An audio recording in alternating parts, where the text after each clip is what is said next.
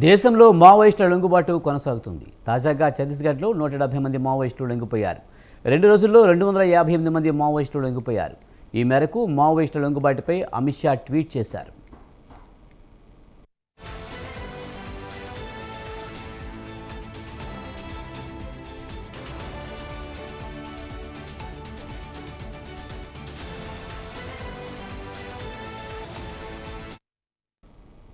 దేశంలో మావోయిస్టుల లొంగుబాటు కొనసాగుతుంది. తాజాగా ఛత్తీస్గఢ్లో 170 మంది మావోయిస్టులు లొంగిపోయారు. 2 రోజుల్లో 258 మంది మావోయిస్టులు లొంగిపోయారు. ఇదే అంశానికి సంబంధించి మరింత సమాచారాన్ని మా ఇన్పుట్ ఎడిటర్ రాజమౌళి అందిస్తారు. రాజమౌళి, 2 రోజుల్లో 258 మంది మావోయిస్టులు ప్రభుత్వ యంత్రులు లొంగిపోయారు. దీనిపై అమిత్ షా ట్వీట్ చేసినట్టు తెలుస్తుంది. పూర్తి సమాచారం ఏంటి?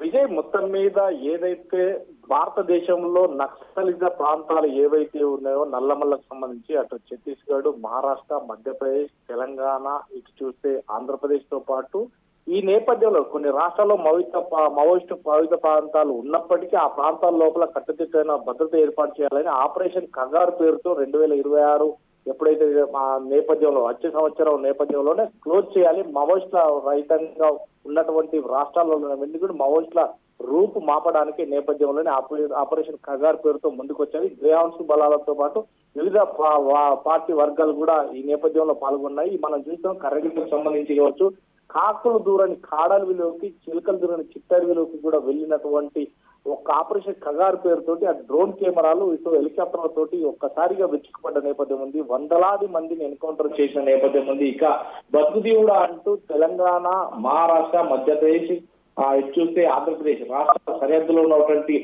గుట్టలను సైతం జల్లెడ పడుతున్నటువంటి నేపథ్యంలోనే ఒక్కసారిగా వందలాది మందిని ఎన్కౌంటర్ బారిన నేపథ్యంలో క్లోజ్ చేయడం జరుగుతుంది. ఈ నేపథ్యంలోనే ఒక్కసారిగా ఇటు తెలుగు రాష్ట్రాలతో పాటు అటు ఛత్తీస్గఢ్, మహారాష్ట్ర, మధ్యప్రదేశ్ ఈ రాష్ట్రాల ఉన్న పోలీసులందరూ కూడా మావోయిస్టులు కేంద్ర కమిటీ సభ్యులందరితో కూడా చర్చించిన నేపథ్యంలో, అంటే వాకీటాకీలు కాకుండా ఓన్లీ లెటర్ల ద్వారా చర్చించిన నేపథ్యంలోనే వారందరినీ కూడా ఆయుధాలతో లొంగిపోయి జనజీవన సంస్థ కలిస్తే మీ పైన ఉన్న రివార్డులతో పాటు మీకు జనంలో మంచి పేరు ఉంటది, ప్రజాస్వామ్యం లోపల ప్రజలతో పోరాడడానికి మమేకం కండి, ఇప్పుడు ఎవరు కూడా అంత సాహసపేతంగా నక్సలిజం వైపు ముందు చూపట్లేదు, ఏదున్నా ప్రజల వద్దనే పరిపాలన దిశగా వెళ్లాలని చెప్పేసి కొంత పిలుపునిచ్చేప్పటికీ ఆపరేషన్ కగారు పేరుతో కేంద్రం తీసుకున్న నిర్ణయానికి మాత్రం వాస్తవానికి చూస్తే ఇటు మావోయిస్టులలో ఒక అలజడి సృష్టించిన నేపథ్యం ఉంది. ఏదైతే క్యాడర్ సంబంధించి మావోయిస్టులో కేంద్ర కమిటీకి సంబంధించిన క్యాడర్ నేపథ్యంలో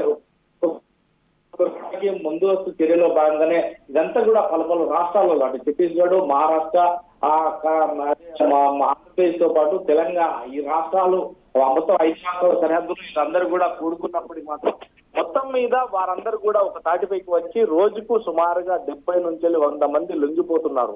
మనం ఫస్ట్ చూస్తే ఏదైతే 61 మంది తోటి, నిన్న చూస్తే సుమారుగా ఒక కాడ 50 మంది, మరొక కాడ 27 మంది, ఈ రోజు చూస్తే 100 మంది, ఒక కాడ 70 మంది, అంటే ఇలా రాష్ట్రాలకు సంబంధించిన వ్యక్తులుగా లొంగిపోతున్నారు. వారు ఉన్న రివార్డులతో సైతం ప్రధానమంత్రి మోడీతో పాటు అమిత్ షా కూడా ట్వీట్ చేయడం జరిగింది. ఎందుకంటే రాష్ట్రాలు సుభిక్షంగా ఉంటాయి, నక్సలిజాన్ని లేకుంటే హింసను వదిలి జనజీవన వచ్చిన తర్వాత జనాలు కూడా ఈ రోజు అప్డేట్ అయ్యారు. ఎవరికి వారు కులమతాలకు అతీతంగా క్లారిటీగా పెంపొందుతున్నారు. ఎవరి కులానికి సంబంధించి వారికి రావాల్సిన విధులు కావచ్చు నిర్వర్తించడానికి రాష్ట్ర వ్యాప్తంగా కూడా పూనుకుంటున్న నేపథ్యం ఉంది. ఈ నేపథ్యంలోనే ప్రతి ఒక్కరు కూడా ముందుకు వస్తుంది తన ముందు. ఇక నక్సలైట్ చేయాల్సిన పద్ధతి ఏమీ లేదు, అంతా కూడా ప్రజల వద్దకే చేరుకోవాలన్న ఇచ్చిన పిలుపు మేరకు మాత్రం ఒక్కొక్కరిగా లొంగిపోతున్నారు.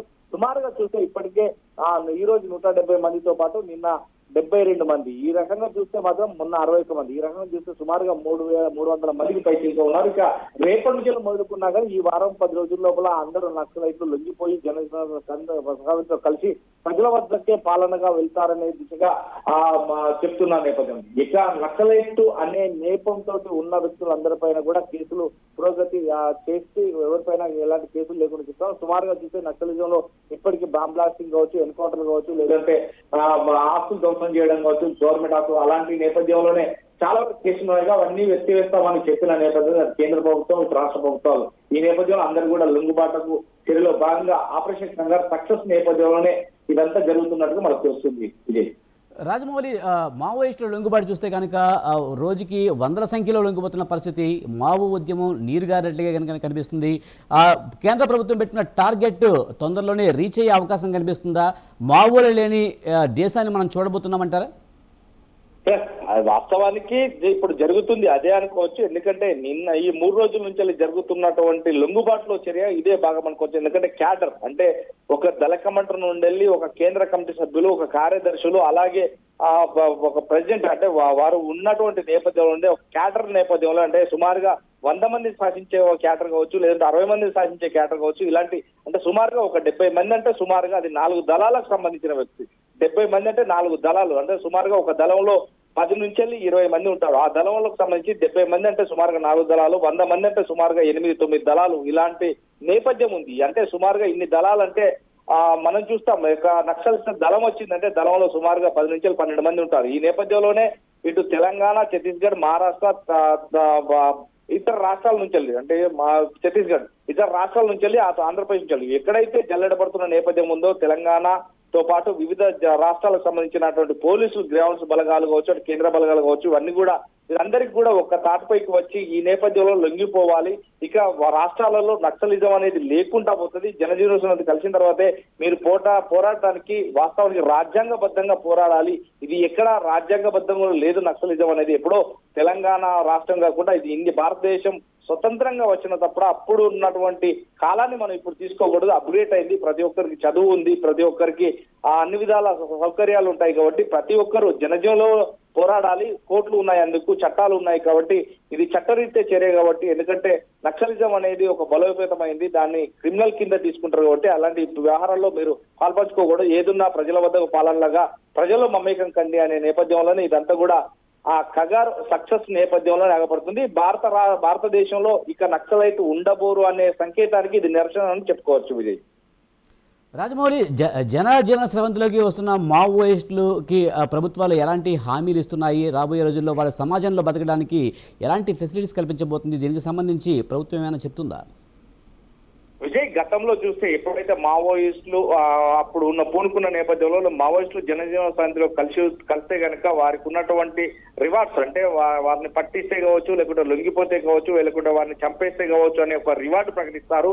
ఒకరిపైన 25,000, 20,000, 50,000, 1,00,000, 1,00,00,000, 5 కోట్ల, 2 కోట్ల అనేదాన్ని గవర్నమెంట్ ప్రకటిస్తుంది. అంటే వాళ్ళ క్యాటర్ తగ్గట్టు వాళ్ళకి రివార్డు ప్రకటిస్తుంది.